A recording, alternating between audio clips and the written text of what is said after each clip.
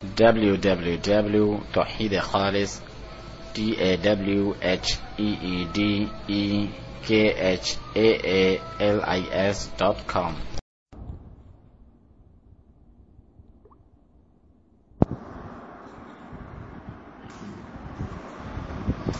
بسم الله الرحمن الرحيم. إن الحمد لله نحمده ونستعينه ونستغفره ونعوذ بالله من شرور أنفسنا ومن سيئات أعمالنا. من يهده الله فلا مضل له ومن يضلل فلا هادي له،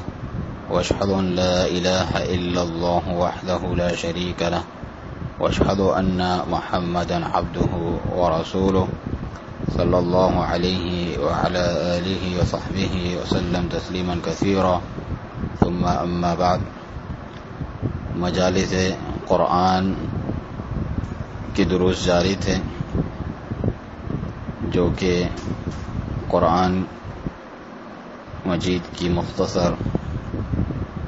تفسیر کے تعلق سے شیخ ربیع المدخلی حفظ اللہ کے دروس ہیں. آج ہم 12ویں مجلس پڑھیں گے جس میں سورۃ یوسف آیت 53 سے لے کر سورۃ ابراہیم کے آخر تک تلاوت کی گئی. اس کی تفسیر کرتے ہوئے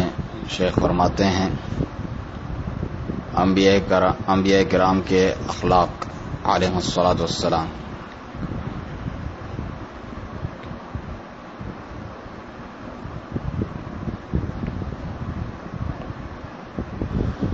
فرماتے ہیں کہ میں امید کرتا ہوں کہ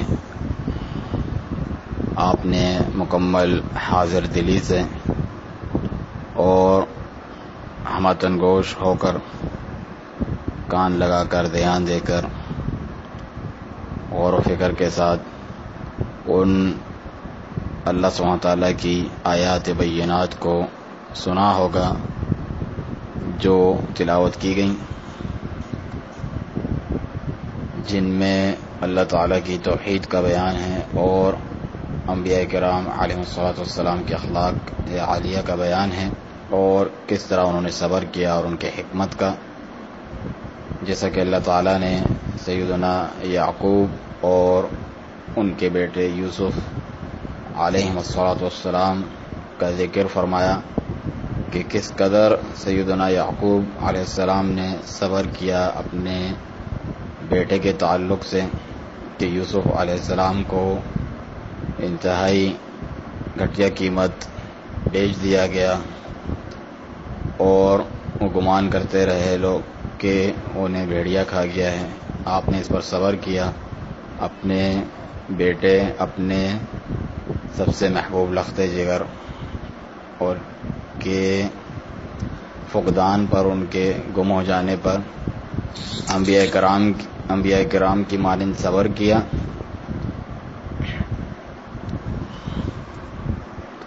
پھر اللہ تعالی جب آپ کو یہ خبر ملی کہ سیدنا یوسف علیہ السلام حیات ہیں اور ان کے بھائی بھی خیریت سے ہیں، تو آپ نے ان لوگوں سے درگزر فرمایا، بھائیوں سے جنہوں نے یہ سب کام کیا تھا.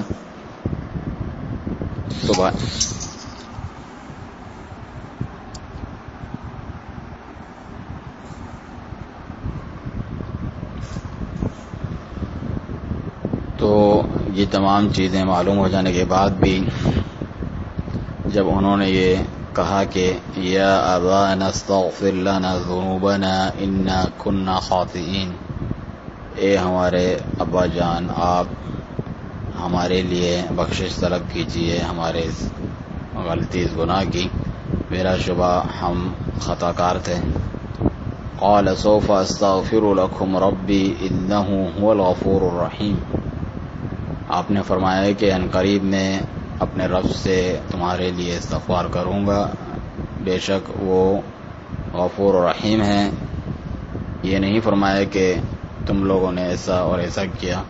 اور اتنے برس تک وہ مجھ سے دور رہے اور اپنے بھائی کے ساتھ یہ کیا،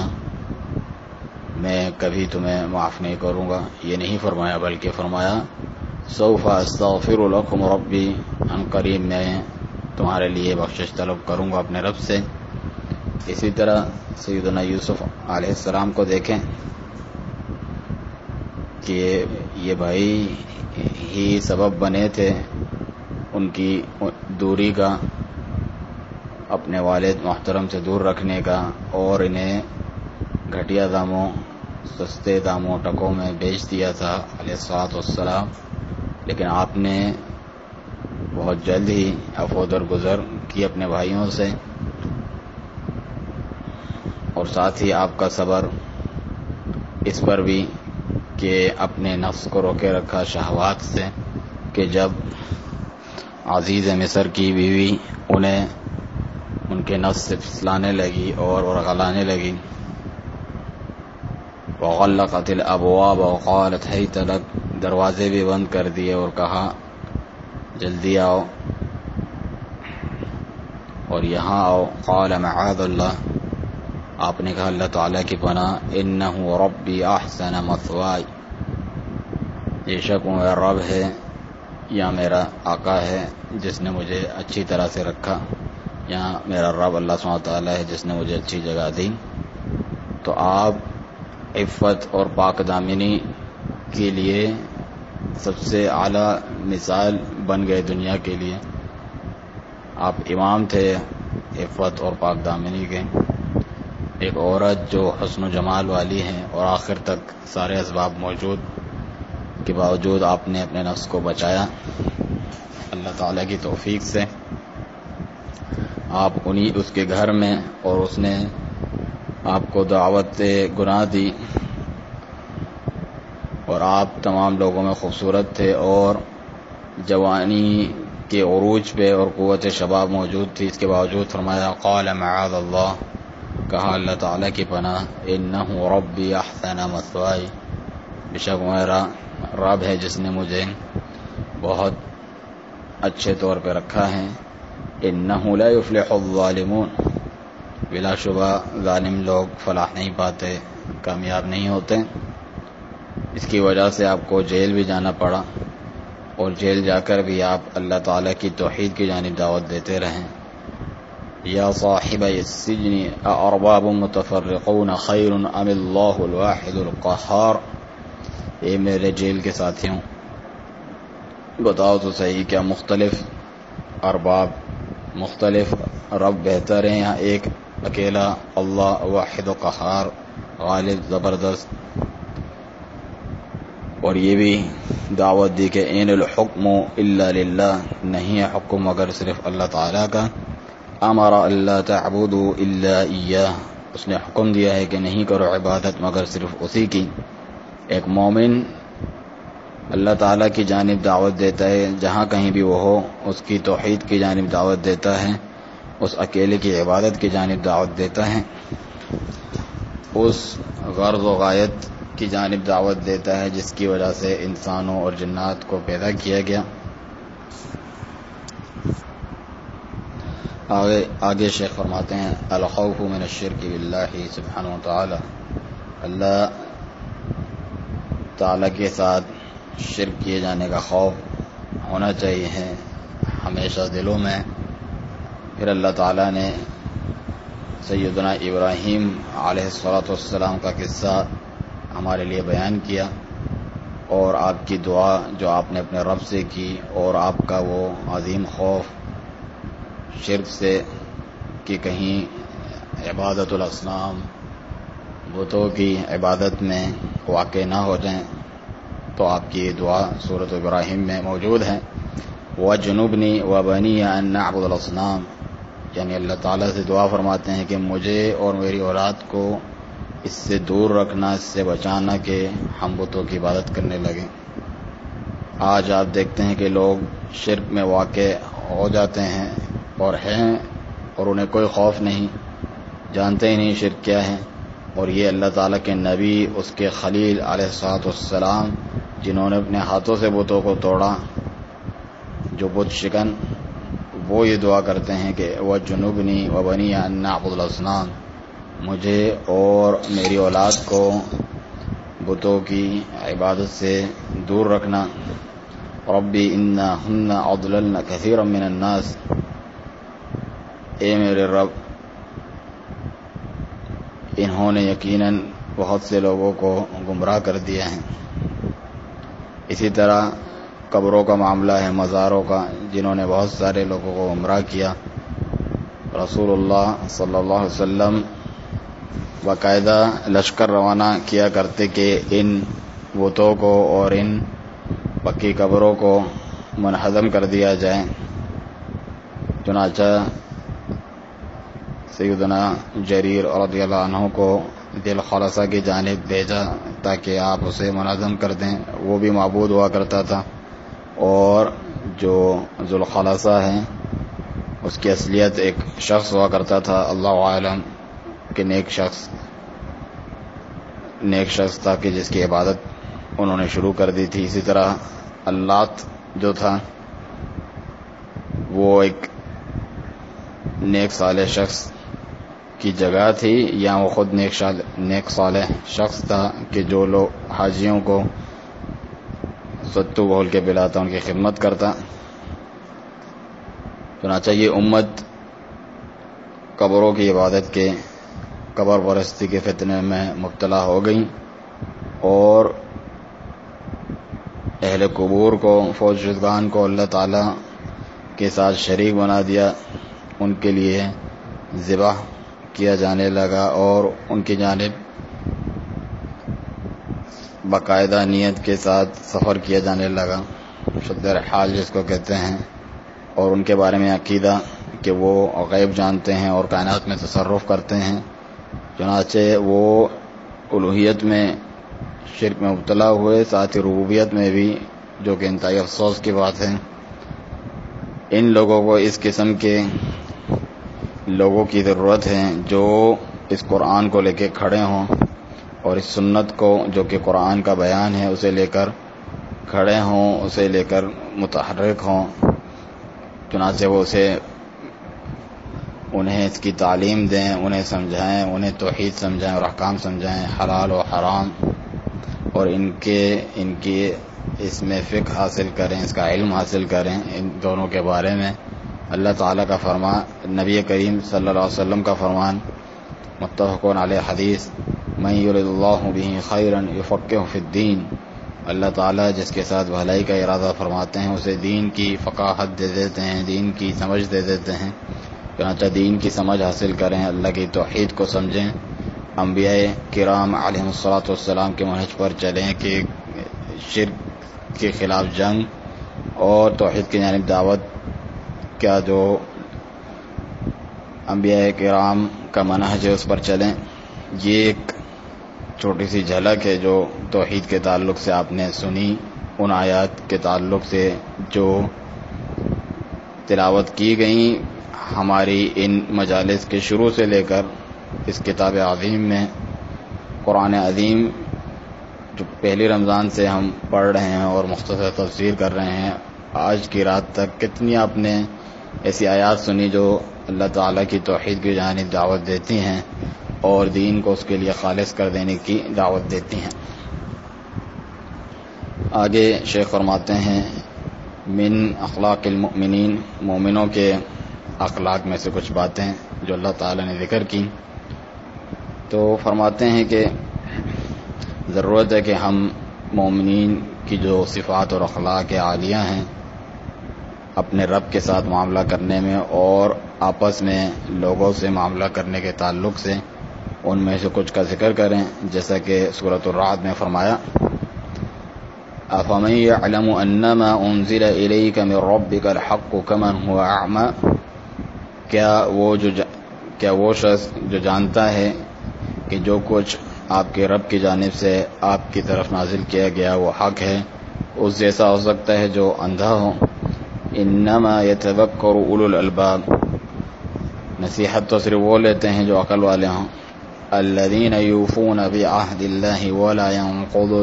ولا ينقضون الميثاق، کہ جو اللہ تعالیٰ کے عہد کو پورا کرتے ہیں اور جو میثاق، جو پختہ عہد ہو اسے توڑتے نہیں. والذین یصلون ما امر اللہ به ان یوصل ویخشون ربهم ویخافون سوء الحساب، وہ لوگ کہ جو اسے ملاتے ہیں جس کے ملانے کا یا اسے جوڑتے ہیں جس کے جوڑنے کا اللہ تعالیٰ نے حکم دیا، یعنی رشتے ناطے وغیرہ. وَيَخْشَوْنَ رَبَّهُمْ، اور اپنے رب سے ڈرتے ہیں اور برے حساب سے ڈرتے ہیں. وَالَّذِينَ صَبَرُوا ابْتِغَاءَ وَجْهِ رَبِّهِمْ وَأَقَامُوا الصَّلَاةَ وَأَنفَقُوا مِمَّا رَزَقْنَاهُمْ سِرًّا وَعَلَانِيَةً،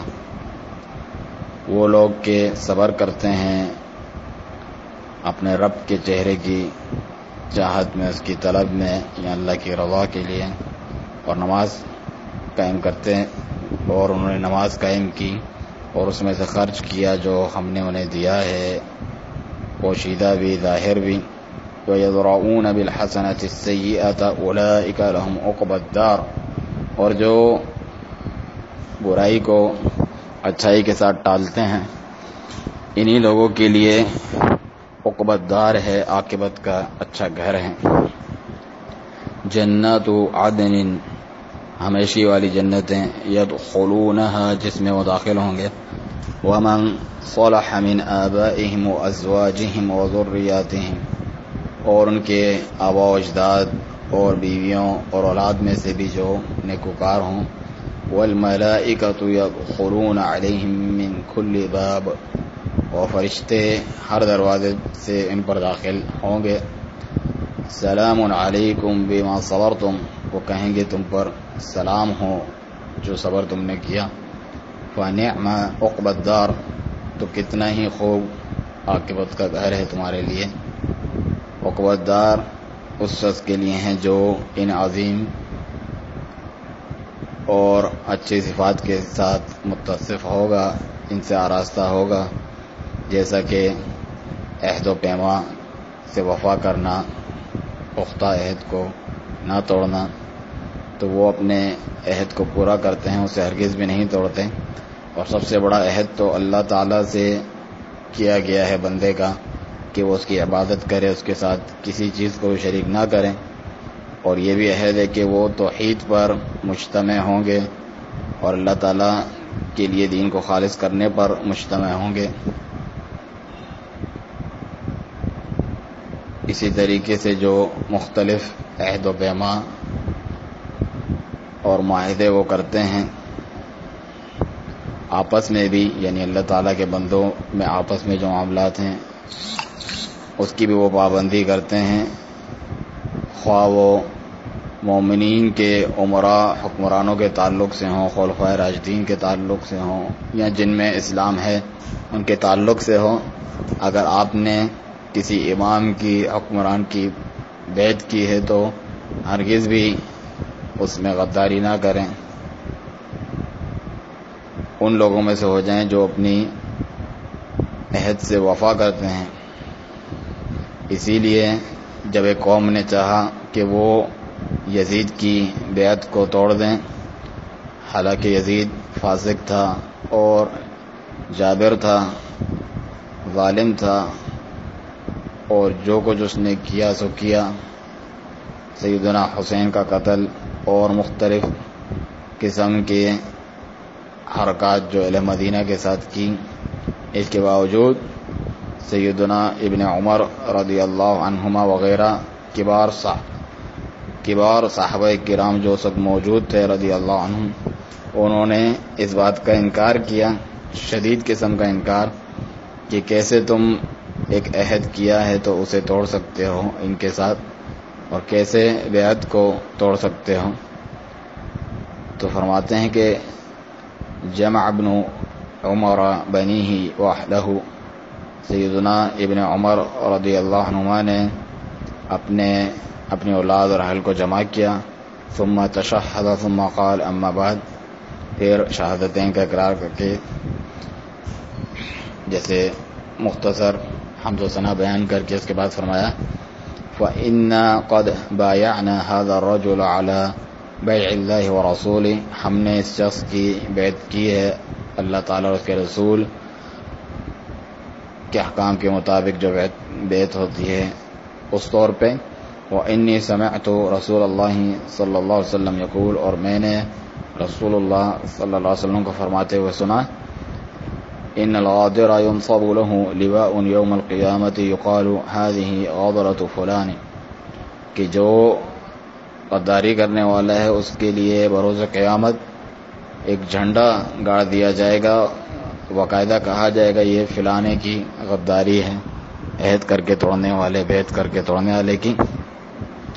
وَإِنَّ مِنْ أَعْظَمِ الْغَدْرِ أَنْ يُبَاعَ رَجُلٌ رَجُلًا عَلَى بَيْعِ اللَّهِ وَرَسُولِهِ ثُمَّ يَنْقُضَ بَيْعَتَهُ فَلَا يَخْلَعَنَّ أَحَدٌ مِنْكُمْ يَزِيدَ وَلَا يُشْرِفَنَّ أَحَدٌ مِنْكُمْ فِي هَذَا الْأَمْرِ وَيَكُونَ سَيْلَمٌ بَيْنِي وَبَيْنَهُ۔ یہ مسند احمد کی روایت ہے اور اس سے ملتے جلتے الفاظ سے بخاری میں بھی ہیں۔ آگے فرمایا کہ یعنی بدترین غداری میں سے یا بڑی غداری میں سے یہ بھی ہے کہ کسی شخص سے کوئی شخص اللہ تعالیٰ اور اس کے رسول کے احکام کے مطابق بیعت کرے، جسے حکمران کی، پھر اسے اس کی بیعت کو توڑ دے، خبردار تم میں سے کوئی بھی یزید کی بیعت کو نہ توڑے اور نہ یہ جو فتنہ ہے اس کے کوئی اس میں چلے یا اس کی سربراہی کرے، ان میں سے ہرگز بھی نہ بنے، ورنہ یہی بات میرے اس کے درمیان فیصلہ کن ہو جائے گی جو یہ حرکت کرے گا، یعنی پھر میں اس کا حامی نہیں رہوں گا۔ اسی طرح سے آپ خروج اور قتال کی جانب دعوت دینے والے ایک بڑے کے پاس گئے جو کہ قریش میں سے تھا، جیسا کہ صحیح مسلم میں ہے کہ جاء عبداللہ بن عمر الى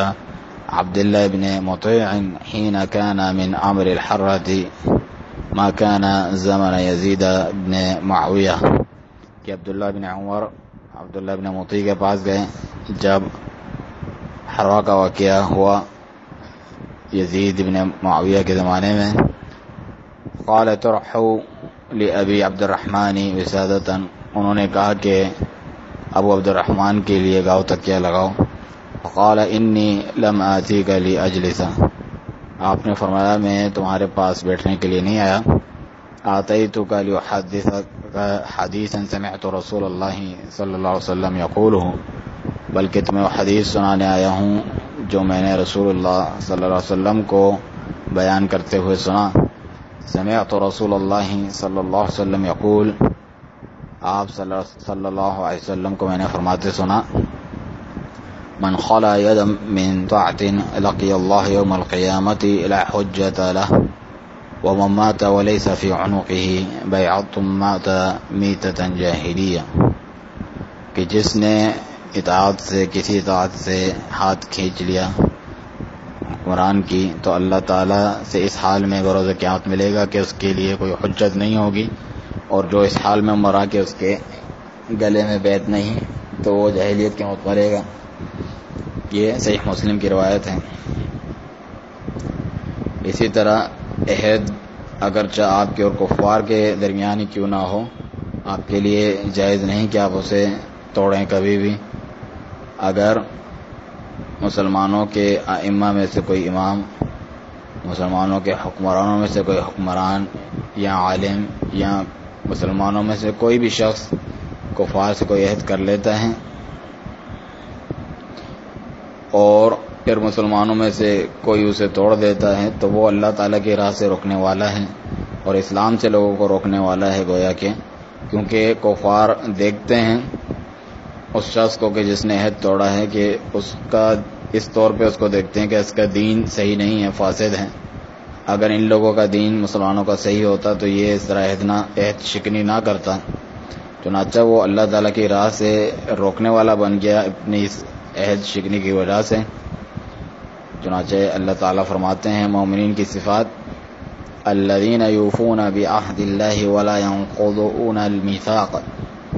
کہ وہ لوگ جو اللہ تعالیٰ کا عہد پورا کرتے ہیں اور پختہ عہدوں کو نہیں توڑتے،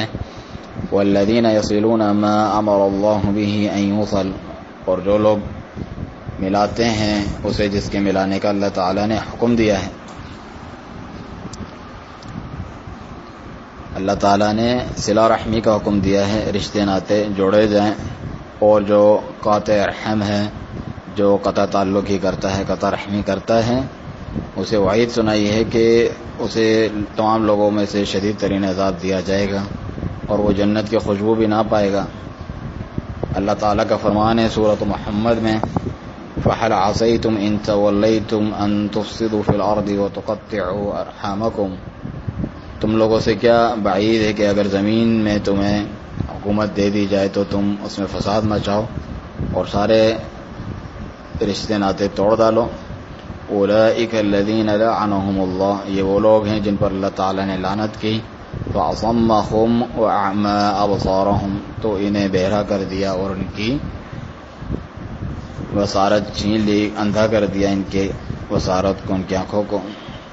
چنانچہ قطع رحمی بہت شدید معاملہ ہے، جیسا کہ آپ پر واجب ہے کہ اپنے والدین کے ساتھ نیک سلوکی کریں، اسی طرح واجب ہے کہ دیگر رشتہ داروں کے ساتھ بھی صلہ رحمی کریں۔ یہ اسلامی آداب میں سے ہیں اور یہ بہترین اور اعلیٰ تربیت میں سے ہیں کہ انسان اللہ تعالیٰ کا حق جانتا ہے جو اس پر ہے، اللہ تعالیٰ کے بندوں کا حق جانتا ہے جو اس پر ہے تو اسے ادا کرتا ہے، اور اپنے قرابت داروں کا، اپنے والدین کا اور اپنے ذوی الارحام کا حق جانتا ہے تو وہ ان سے وفا کرتا ہے اور صلہ رحمی کرتا ہے اور رشتے ناطے نہیں توڑتا۔ اور صلہ رحمی یہ ہیں کہ جو آپ سے توڑے پھر بھی آپ اس سے جوڑے رکھیں، کیونکہ صلہ رحمی یہ نہیں ہے کہ جو آپ سے جوڑے تو آپ جوڑیں اور جو توڑے تو آپ توڑ دیں، بلکہ حقیقت میں صلہ رحمی تو یہ ہے کہ جو آپ سے توڑے پھر بھی آپ اس سے جوڑے رکھیں۔ اگر آپ کے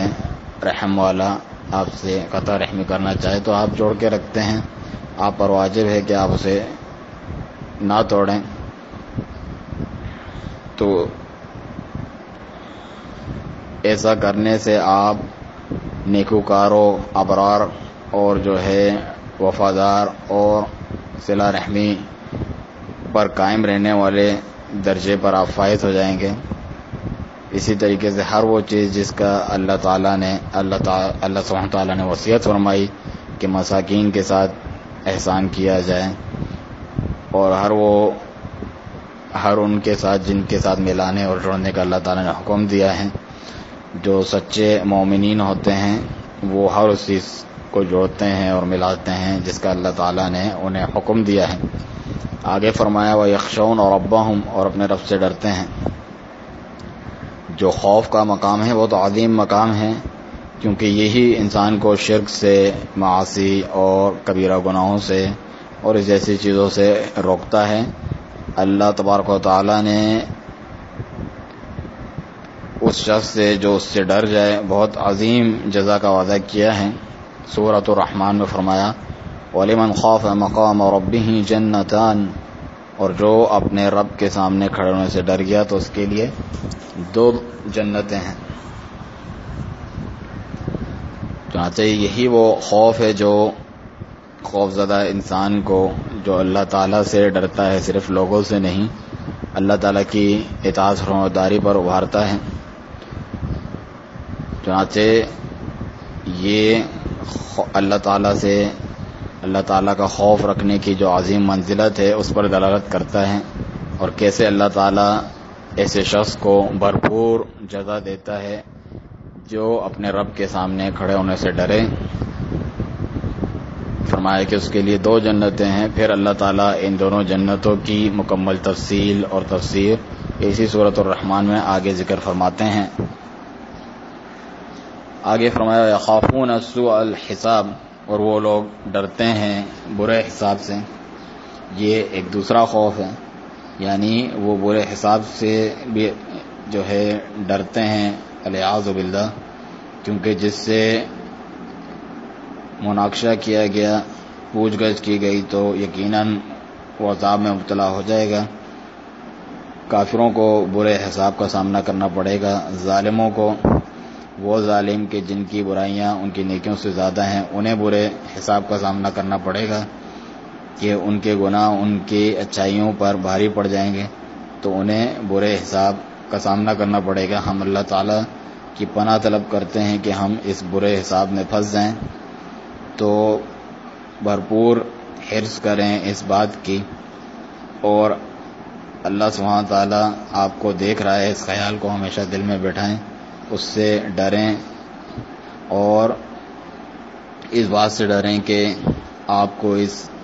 عظیم موقف، اس جگہ پر کھڑا ہونا ہے، اس ہولناک اور اس پرہیبت مقام پر کہ اللہ سبحانہ تعالیٰ کا آپ کو سامنا کرنا ہے، کہ آپ کا حساب ہو اس حال میں کہ آپ کی برائیاں آپ کی نیکیوں پر بھاری پڑ جائیں اور حکم کر دیا جائے کہ آپ کو جہنم میں دھکیل دیا جائے۔ اگر آپ موحد ہیں، اہل توحید ہیں اور اللہ سبحانہ تعالیٰ ارادہ نہیں فرماتا آپ سے درگزر کرنے کا، کیونکہ اللہ سبحانہ تعالیٰ ہو سکتا ہے جو کبیرہ گناہ کے مرتکب ہیں کہ ان سے درگزر فرمائیں، لیکن یہ کوئی لازمی چیز نہیں ہے، آپ کے ہاتھ میں کچھ نہیں ہے۔ اللہ سبحانہ تعالیٰ کی طرف سے کوئی آپ کو سرٹیفکیٹ یا پروانہ دے دیا ہو کہ لازمی آپ سے عفو درگزر کرنا ہے، چنانچہ شدید طریقے سے ڈرنا چاہیے۔ آگے فرمایا وَالَّذِينَ صَبَرُوا ابْتِغَاءَ وَجْهِ رَبِّهِمْ وَأَقَامُوا الصَّلَاةَ،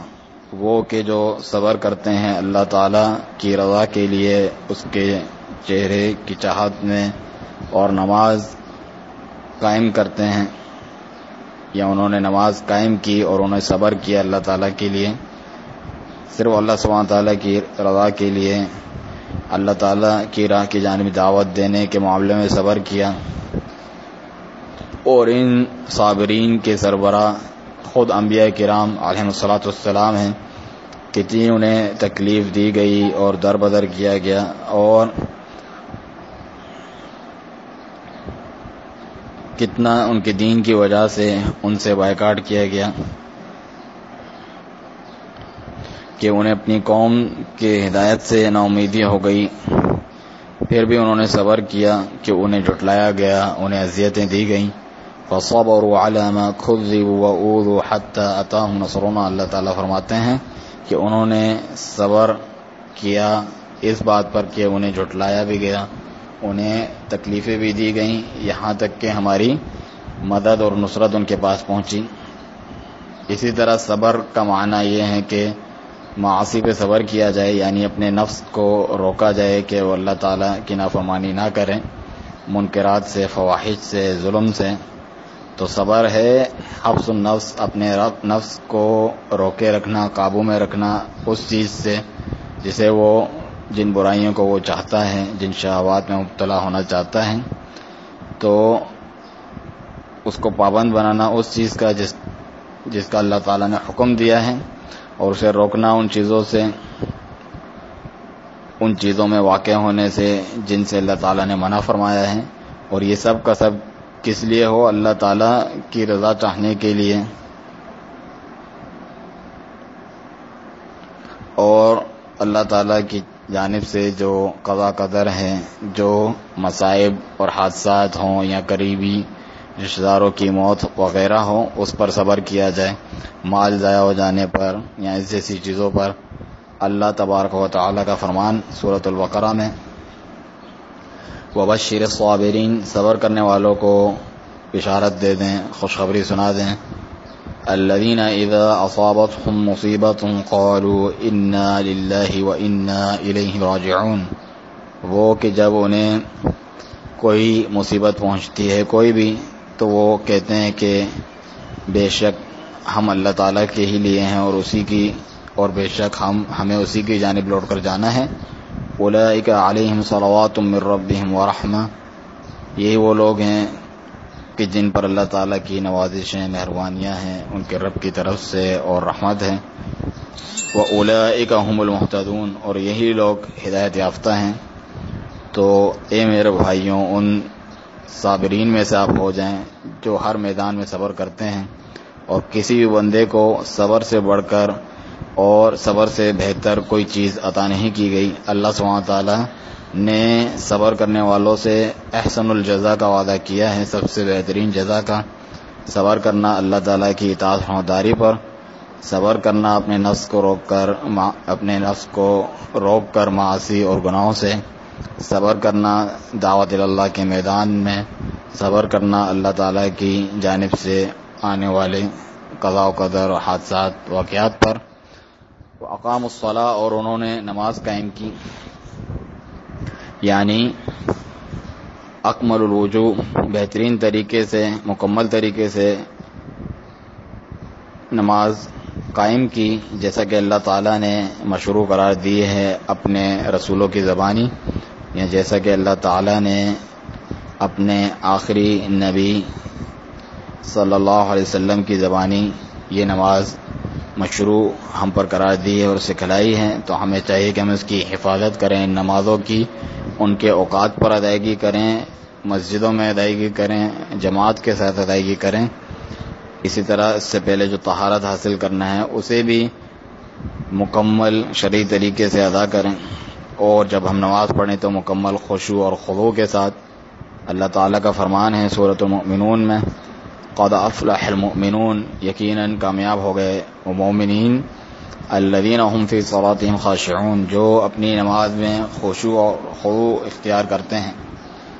کہ ہم اس کا رکوع اور سجود صحیح طور پہ کریں، اور اس کے جتنے حقوق ہیں ان کی ادائیگی مکمل طور پہ کریں، اور اس میں خشوع اور خضوع اختیار کریں۔ نبی کریم صلی اللہ علیہ وسلم نے فرمایا متفق علیہ حدیث میں، من توضأ نحو وضوء هذا، جس نے میرے اس وضو کی طرح وضو کیا، ثم صلى رکعتین، پھر اس نے 2 رکعتیں پڑھیں، لا يحدث فیہما نفسہ، جس میں اپنے نفس سے باتیں نہیں کی، یعنی دنیاوی خیال نماز میں اپنے دل میں نہ لایا، غفر له ما تقدم من ذنبہ، تو اس کے پچھلے گناہ بخش دیے جاتے ہیں۔ تو آپ اس دنیا کے معاملات میں اپنا دل نہ لگائیں، نماز پڑھتے وقت آپ نماز کی حالت میں ہوں تو اللہ یہ سوچیں کہ اللہ سبحانہ تعالیٰ مجھے دیکھ رہا ہے، اگر یہ حالت نہ ہو تو اللہ سبحانہ تعالیٰ آپ کو دیکھ رہا ہے، تو جلدی کریں اس چیز میں کہ اللہ تعالیٰ کے لیے اخلاص اپنائیں، اس میں تیزی دکھائیں، خشوع اور خضوع اپنانے میں، اس کی ادائیگی کی میں جو اس کی حرص آپ ظاہر کریں، اور اس کو سب سے احسن طریقے سے، سب سے بہترین طریقے جو ہو سکتا ہے اس کے مطابق ادا کریں۔ رسول اکرم صلی اللہ علیہ وسلم کے اس فرمان کو آپ نصب العین بنائیں، صلوا کما رأیتمونی اصلی، جو کہ ایک حدیث کا ٹکڑا ہے، صحیح بخاری مسلم وغیرہ کی حدیث، کہ نماز ایسے پڑھو جس طرح تم مجھے نماز پڑھتے ہوئے دیکھتے ہو۔ رسول اکرم صلی اللہ علیہ وسلم کس طرح نماز پڑھتے تھے؟ ایسے پڑھتے تھے کہ آپ کے سینے سے ایسی آواز آتی کا عزیز المرجل، جیسے کہ مسند احمد، ابو داود وغیرہ کی روایت، کہ گویا کہ جیسے ہانڈی جوش مارتی ہے اس طریقے کی آواز آتی، یعنی اللہ تعالیٰ کے خوف سے اور اس وجہ سے کہ اللہ تعالیٰ مجھے دیکھ رہا ہے، آپ پر یہ خشیت طاری ہوتی۔ آگے فرمایا وَأَنفَقُوا مِمَّا رَزَقْنَاهُمْ سِرًّا وَعَلَانِيَةً، اور خرچ کیا ہماری راہ میں جو کچھ ہم نے دیا ہے، پوشیدہ بھی اور ظاہر بھی۔ سب سے پہلے تو جو شرعی زکوٰۃ ہے اسے اللہ تعالیٰ کی راہ میں آپ ادا کریں، اور اس کے جو مستحق اہل ہیں انہیں ادا کریں، ساتھ ہی ساتھ جو صدقہ خیرات ہیں وہ دن اور رات کرتے ہیں، اور پوشیدہ بھی کرتے ہیں، ظاہر بھی کرتے ہیں۔ آگے فرمایا وَيَدْرَؤُونَ بِالْحَسَنَةِ السَّيِّئَةَ، برائی کا مقابلہ وہ اچھائی کے ساتھ کرتے ہیں، اس کے ذریعے سے اس کو ٹالتے ہیں، اس کو ہٹاتے ہیں۔ تو یہ اخلاق عالیہ ہیں جو ایک مومن سے مطلوب ہیں کہ وہ برائی اور کبھی چیزوں کا اپنے دشمن کی جانب سے، اپنے مخالف کی جانب سے جو آئے اس کا مقابلہ صبر سے، حلم اور بردباری سے اور عفو و درگزر سے کریں، برائی کو اچھائی سے ٹالیں، صبر کے ساتھ، حلم و بردباری کے ساتھ اور عفو و درگزر کے ساتھ، اور جاہلوں کی طرح نہ ہو جائے۔ سورۃ الفرقان میں فرمایا وَإِذَا خَاطَبَهُمُ الْجَاهِلُونَ قَالُوا سَلَامًا، کہ ان مومنوں سے جب، اور اللہ تعالی عباد الرحمن کے ساتھ جب جاہل لوگ بحث کرتے ہیں، مخاطب ہوتے ہیں تو وہ سلام کہتے ہیں انہیں۔ اگر کوئی انسان آپ پہ گالم گلوچ کریں تو اسے حلم اور بردباری اور صبر سے وہ اس کا مقابلہ کرتے ہیں، کیونکہ اللہ تعالیٰ کا یہ بھی فرمان ہے سورۃ فصلت میں وَلَا تَسْتَوِي الْحَسَنَةُ وَلَا السَّيِّئَةُ، برابر نہیں نیکی اور برابر نہیں برائی. ادفع باللتی احسن، اس برائی کو اچھے طریقے سے ٹالیں. فإذا الذی، اس کا نتیجہ یہ ہوگا فإذا الذی بینک وبینہ عداوۃ کأنہ ولی حمیم، کہ آپ کے درمیان اور جو دوسرا ہے ان کے درمیان جو دشمنی ہے، عداوت ہے، وہ ایسا ہو جائے گا گویا کہ وہ آپ کا دلی دوست ہو. اگر آپ برائی کو اچھائی سے ٹالیں گے تو یہ نتیجہ ہوگا. لیکن وما یلقاها الا الذین صبروا، یہ چیز نہیں دی جاتی انہی کو مگر جو صبر کرتے ہیں. وما یلقاها الا ذو حظ عظیم، اور یہ چیز نہیں عطا ہوتی مگر انہی کو جو بڑے نصیبوں والے ہوتے ہیں. بس ان اخلاق اور اعمال صالحہ پر آپ عمل کریں، عہد سے وفا کریں، نماز قائم کریں، اور جتنے امور ذکر ہوئے ہیں ان پہ عمل پیرا ہوں، اور ان کو خوب اچھے طریقے سے، جتنا اچھے طریقے سے کرنا ممکن ہو اس طرح کریں. تو فرمایا لہم عقبۃ الدار، ایسے لوگوں کے لیے عاقبت کا گھر ہے. عقبۃ الدار کی تفسیر آگے ان الفاظ میں فرمائی جنات عدن یدخلونها، ہمیشگی والی جنتیں جس میں وہ داخل ہوں گے، جس کے وہ مستحق ہوں گے اللہ تعالیٰ کے فضل سے، اور پھر اپنے اعمال اور ان اوصاف کے سبب سے جسے وہ کرتے رہے اچھے طور پر، پھر اللہ سبحانہ تعالیٰ ان کا عزت اور اکرام فرمائیں گے. اس طور پہ کہ اگر ان کی بیویاں، ان کے آبا و اجداد مومنین میں سے ان کی قدر و منزلت، جس منزلت پر ہیں وہ جنت کے درجے پر، اس کے قریب ہوں گے یا اس سے بہت دور ہوں گے یا کم ہوں گے، تو اللہ سبحانہ تعالیٰ ان کے مرتبے کو بھی بلند کر کے ان کے برابر لیا تھا، تاکہ وہ اس سے خوش ہوں، ان کے دل اس سے خوش ہوں، ان کے وجود سے ان کو اپنے پاس پا کر کہ وہ بھی ہمارے اس منزلت مرتبے تک ہمارے ساتھ پہنچ گئے. تو اللہ تعالیٰ یہ عزت و اکرام کریں گے ان کا دنیا میں اور آخرت میں. یہ اکرام اللہ سبحانہ تعالیٰ فرمائیں گے اگرچہ وہ انبیاء، صدیقین، شہداء میں سے ہوں، کہ ان کے آبا و اجداد اور قرابت داروں اور مومنین بھائیوں وغیرہ کے مرتبے کو اعلیٰ اور بلند کر دیں گے جنت میں تاکہ ان کے دل خوش ہوں. والملائکۃ یدخلون علیہم من کل باب، اور فرشتے ہر دروازے سے ان پر داخل ہوں گے. یہ تو اللہ سبحانہ تعالیٰ کی جانب سے عزت اور اکرام کا کمال ہے جنت میں ان کے لیے کہ فرشتے ہر دروازے سے ان پر داخل ہوں، انہیں سلام کریں، انہیں مبارکبادیاں دیں جنت میں داخل ہونے کی. تو اللہ سبحانہ تعالیٰ جنت کے ذریعے یہ عزت اور اکرام فرمائیں گے، اور اس طور پر بھی ان کی عزت اور اکرام فرمائیں گے کہ ان پر اللہ تعالیٰ کے فرشتے سلامتی بھیجیں گے ان کے احترام کرتے ہوئے اور ان کی جنت کی مبارکبادی دیتے ہوئے اور بشارت دیتے ہوئے. اللہ تبارک و تعالیٰ سے دعا ہے کہ وہ ہمیں اور آپ کو ان لوگوں میں سے کر دے جو ان امور کو احسن طریقے سے اور بہت خوبی سے ادا کرتے ہیں. بے شک ہمارا رب دعاؤں کا سننے والا ہے. وصلی اللہ علی نبینا محمد وعلی آلہ وصحبہ وسلم. اس کے ساتھ ہی آج کا درس ختم ہوا. سبحانک اللہم وبحمدک، اشہد ان لا الہ الا انت، استغفرک واتوب الیک.